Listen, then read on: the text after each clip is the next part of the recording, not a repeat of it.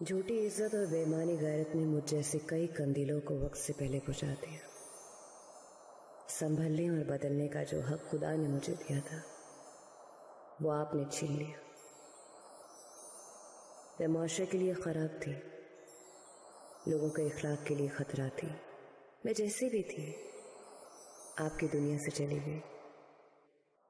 अपनी कोई भी सफाई पेश किए बगैर मैं सिर्फ ये पूछना चाहती हूँ कि अब तो बुराई खत्म हो गई ना?